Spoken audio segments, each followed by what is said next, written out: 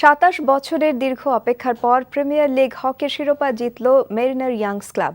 অঘোষিত ফাইনালে উষাকে ৩-২ গোলে তাদের হারানোর দিনে দর্শকদের বিশৃঙ্খলায় উত্তপ্ত হয়েছিল মৌলানা ভাসানী স্টেডিয়াম। নাইম হাসানের রিপোর্ট।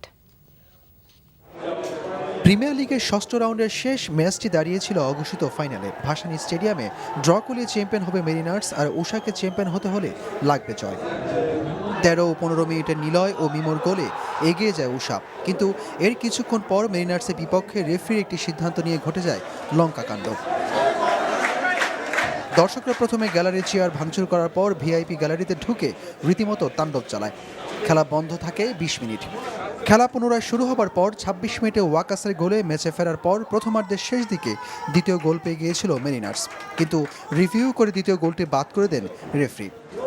তবে আরামবাগের ক্লাবটি ম্যাচের পুরোপুরি নিয়ন্ত্রণ নিয়ে নেয় দ্বিতীয়ার্ধে। ৫০ মিনিটে আরশাদের গোলে মেরিনার্স সমতা নিয়ে আসে। ড্র দিয়ে নিশ্চিত হবে শিরোপা, কিন্তু ড্র নয়, জয় দিয়ে শিরোপা নিশ্চিত করতে একের পর এক আক্রমণ করে গেছে মেরিনার্স উষার বিপক্ষে। এরপর শেষ ২ মিনিট আগে ইশতিয়াক এনে দিল সেই গোল, যাতে প্রথমবারের মতো প্রিমিয়ার লিগ শিরোপা জয়ের ইতিহাস গড়ে ফেলল Mariners.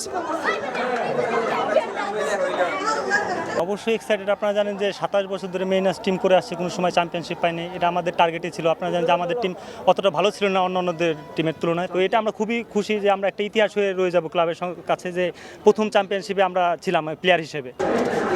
Naim Hasan, NTV news, Dhaka.